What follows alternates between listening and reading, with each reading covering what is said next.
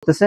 তো আপনার এই গরু লালন পালনের আগে আপনার আর্থিক অবস্থা কেমন ছিল আর এখন তার কি কোনো পরিবর্তন অনেক আপনার পরিবর্তন, আসছে? অনেক পরিবর্তন। অনেক আগে পরিবর্তন। আগে যেরকম ছিল তার তুলনায় অনেক পরিবর্তন। অনেক পরিবর্তন আসছে। গ্রামের গৃহস্থ মানুষেরা চাষবাসের পাশাপাশি আর বসে নেই। সবাই লালন পালন করতেছেন গরু, কেউ বা দেশি, কেউ বা বিদেশি, কেউ দুধের আশায়, কেউ বা বাচ্চার আশায়। এভাবেই চলতেছে গরু লালন পালন। তারই মধ্যে একজন গরু লালন পালনকারী মিজানুর রহমান। আসসালামু আলাইকুম দর্শক, কেমন আছেন আপনারা? নিশ্চয়ই ভালো। দর্শক, হাজির হলাম আরো একটি গরুর খামারের ভিডিও নিয়ে। আপনারা জানেন আপনাদের বরাবরই সিনহা এগ্রো আপনাদেরকে ভিডিও উপহার দিয়ে আসে একবারে প্রত্যন্ত অঞ্চলের যারা প্রান্তিক খামারি আছে তাদের খামারের, এবং তাদের খামারের তথ্যপাত, তারা কিভাবে খামার পরিচালনা করতেছে এবং তারা এই খামার থেকে কতটুকু লাভবান হচ্ছে, এই তথ্যগুলো আপনাদের সামনে তুলে ধরায় সিনহা এগ্রোর মূল লক্ষ্য এবং উদ্দেশ্য। সেই লক্ষ্য নিয়ে আজকে আসা। তো দর্শক, আজকে আমি যে গ্রামে আসছি এই গ্রামের নাম হচ্ছে উত্তর দাউদপুর, কাটলা ইউনিয়নের বিরামপুর উপজেলা, দিনাজপুর জেলা। দর্শক, যে বাড়িতে আসছি এই বাড়িতে উনি একজন গৃহস্থ মানুষ। জমি জমা চাষবাসের পাশাপাশি উনি গরু লালন পালন করেন। ওনার বাড়িতে কয়েকটি গরু রয়েছে, সবগুলোই হচ্ছে হলিস্টান ফ্রিজিয়ান জাতের গরু। আর এখান থেকে দুগ্ধ উৎপাদন এবং বাছুর লালন পালন এই বিষয়টি উনি করে থাকেন, এবং এখান থেকে উনি কতটুকু লাভবান হচ্ছেন এবং এই খামারটি কিভাবে পরিচালনা করতেছেন সেই বিষয়টি আজকে আমি আপনাদের সামনে তুলে ধরবো। তো দর্শক, চলুন আমরা বাড়ির ভিতরে যাই।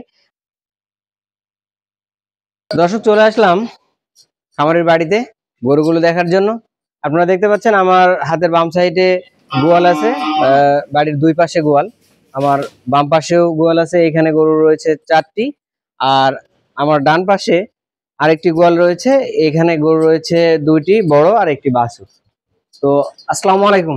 ওয়ালাইকুম আসসালাম। আপনার নামটা জানো কি? মোহাম্মদ মিজানুর রহমান। মিজানুর রহমান। আচ্ছা, এই যে গরুগুলো লালন পালন করতেছেন, এটা শুরুটা কিভাবে?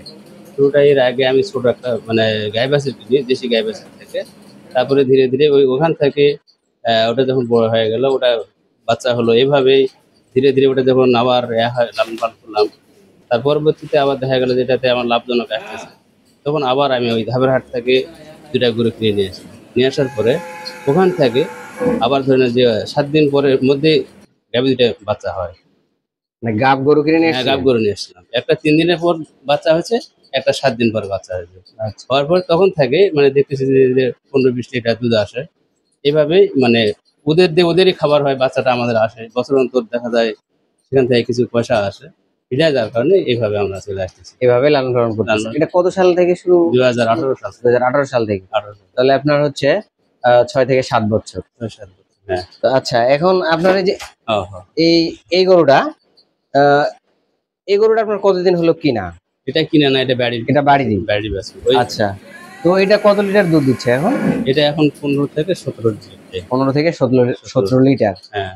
আচ্ছা, তারপরে এই যে এই গরুটা, এটা কি আপনার কিনা না এটাও বাড়ি? এটা বাড়ি। এটাও বাড়ি? এটা বাড়ি। আচ্ছা, এটা কত লিটার দুধ দিচ্ছে? এটা ওই রকম 17 থেকে 18। তাহলে আপনার কয়টা গাভী এখন দুধ দিচ্ছে? আমার গাভী দিচ্ছে 3টা। 3টা। তো টোটাল গাভী আছে কয়টা আপনার? টোটাল গাভী 3টা, একটা বকনা, মানে ওটাও একটা বকনা। ঈদ দেওয়া আছে। গাভী 3টা, একটা বকনা, আর বাছুর কয়টা? বাছুর আছে 3টা। বাছুর 3টা, মোট হচ্ছে 7টা। 7টা। হ্যাঁ। আচ্ছা, এই গাভীগুলোতে থেকে আপনি এখন মোট কতটুকু দুধ পাচ্ছেন? এটাতে দেখা যাচ্ছে আমার হলো প্রায় 35 লিটার মতো আছে। 35 লিটারের মতো প্রতিদিন, সকাল বিকেলে? সকাল বিকেলে। আচ্ছা, তারপরে আপনার যে ওই পাশের গোয়ালে যে গরুগুলো আছে, তো চলুন আমরা ওগুলো একটু দেখি। চলুন।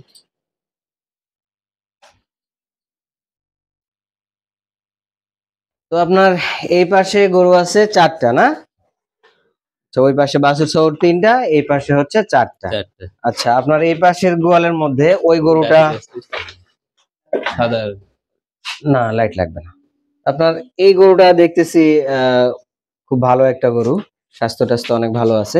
এটা কি দুধ দিচ্ছে? হ্যাঁ, এটা দুধ এখন 6 লিটার মতো আসে। গাব আছে 5 মাস। গাব আছে 5 মাসে? 5 মাসের গাব।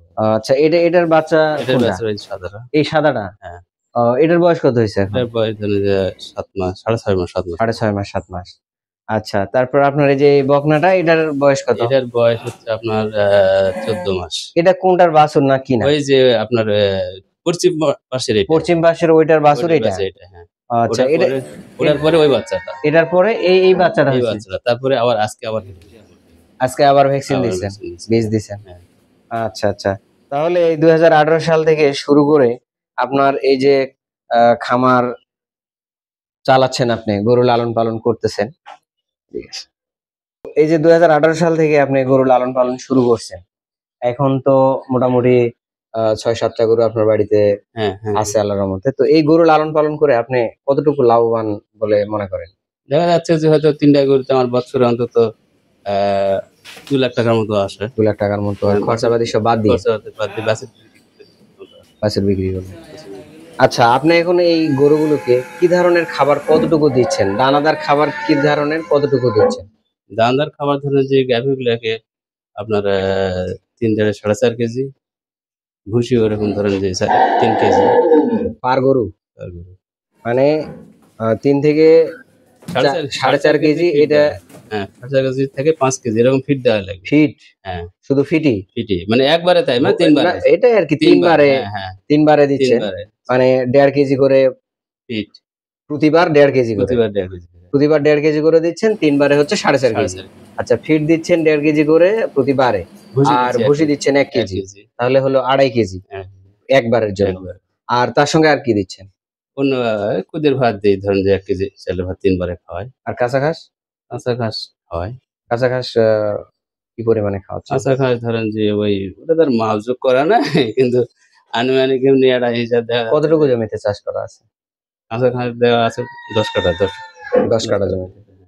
আচ্ছা, তাহলে এই গরুগুলো থেকে আপনি প্রতি বছরে 2 থেকে 2.5 লক্ষ টাকা আপনার আয় আসতেছে, খরচাপাতি সব বাদ সাদ দিয়ে। হ্যাঁ, আচ্ছা, তাহলে গরুগুলোকে আপনার এই প্রতিদিন গরুগুলোর পিছনে কত টাকা খরচ হচ্ছে? এভারেজ এরকম হিসাব করি নাই কিন্তু তাতে দেখা যাচ্ছে যে হলো 4 দিনে প্রতিদিন 1000 টাকা পার হয়ে যায় আর আরকি। দুধ বিক্রি করতেছেন কত টাকার প্রতিদিন প্রতিদিন? দুধ আসতেছে ধরেন যে আপনার আ 30 আসলে 35 এ কত আসতেছে কত টাকা কেজি বিক্রি করতেছেন? 40-42 টাকা। 40-42 টাকা? এত হ্যাঁ, দাম, কম দাম? কম দাম 42 টাকা নেই। 42 টাকা নেই?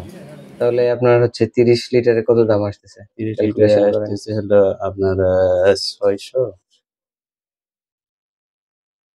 আপনার 2.5 কেজিতে আপনার হলো 100 ধরেন। হ্যাঁ, 2.5 কেজিতে এসে 1200 মতো আসতেছে। 1200-1300। তো খরচই তো হচ্ছে আপনার হচ্ছে 1000 1000। হ্যাঁ। তাহলে দুধের থেকে থাকতেছে 300। ওই মানে বাজার চলে আর আরকি। এই বাছুর বিক্রি করে মূলত বাছুরটাই আপনার লাভ। মেইন হচ্ছে বাছুর। মেন হচ্ছে বাছুরটা আপনার লাভ। হ্যাঁ। দুধ বিক্রি করে ওদেরকে খাওয়াচ্ছেন, আর বাছুর। বাছুর যেটা থেকে যাচ্ছে সেটা বিক্রি করলে আপনার সেখান থেকে যে মুনাফাটা আসতেছে সেটা পুরোটাই থেকে যাচ্ছে। হ্যাঁ, হ্যাঁ। তো দর্শক, আপনারা ওনার কাছ থেকে শুনতে পেলেন দুগ্ধ খামার করলে কিভাবে আপনার এই খামার থেকে প্রফিট আনা যায়। সেটা হচ্ছে আপনারা দুধ বিক্রি করে গরুগুলোকে খাবার দাবার যা আছে খরচাপাতি এগুলো করা যায়, এবং যে বাছুর থাকে সেটি বিক্রি করলে সেটি পুরোটাই লাভ হিসেবে থেকে যায়। তো এভাবেই গরু লালন পালন ওনার 2018 সাল থেকে শুরু করে, তো এই 6-7 বছরে উনি এভাবেই গরু লালন পালন করতেছে। তো আপনার এই গরু লালন পালনের আগে আপনার আর্থিক অবস্থা কেমন ছিল, আর এখন তার কি কোনো পরিবর্তন অনেক আপনার পরিবর্তন, আসছে? অনেক পরিবর্তন। অনেক আগে পরিবর্তন, হ্যাঁ, আগে যেরকম ছিল তার তুলনায় অনেক পরিবর্তন। অনেক পরিবর্তন আসছে। তো দর্শক, আপনারা খামারের মুখ থেকে শুনতে পেলেন যে গরু লালন পালনের আগে ওনার আর্থিক অবস্থা যেমন ছিল তার থেকে বর্তমানে অনেক ভালো। তো গরু লালন পালন করলে স্বাবলম্বী হওয়া যায়, এটা একেবারেই 100% সত্য কথা।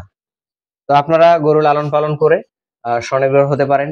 এবং যারা বেকার যুবক আছে, আমাদের সমাজে এখন বেকার যুবকের অভাব নাই, কারণ যত দিন যাচ্ছে তত বেকারত্বের হার বাড়তেছে। যত বেকারত্বের হার বাড়তেছে তত এই বেকার ছেলেপেলেগুলো হচ্ছে নেশাগ্রস্ত, যাচ্ছে খারাপ পথে। তো তারা যদি এই কৃষি খাতে এগিয়ে আসে, যদি খামার বা গরু লালন পালন বলেন, ছাগল লালন পালন বলেন, এগুলো করে তারা যদি স্বাবলম্বী হয়, তাহলে অবশ্যই আমাদের সমাজ থেকে যে আহ, বেকারত্বের যে অভিশাপ, এটি লাঘব হওয়া একেবারেই সহজ। তো দর্শক, আপনাদের এই ভিডিওটি কেমন লাগলো আপনারা অবশ্যই কমেন্টসে জানাবেন, এবং যারা ইউটিউব থেকে দেখতেছেন তারা অবশ্যই চ্যানেলটি সাবস্ক্রাইব করবেন এবং পাশে থাকা বেল আইকনটি বাজিয়ে দিবেন, যাতে করে পরবর্তী ভিডিও নোটিফিকেশন আপনারা পেয়ে যান। আর যারা ফেসবুক পেজ থেকে দেখতেছেন তারা অবশ্যই ফেসবুক পেজটিকে ফলো করবেন। তো দর্শক, আজকে এই পর্যন্তই। ভালো থাকবেন, সুস্থ থাকবেন। আসসালামু আলাইকুম ওয়া রাহমাতুল্লাহি ওয়া বারাকাতুহু।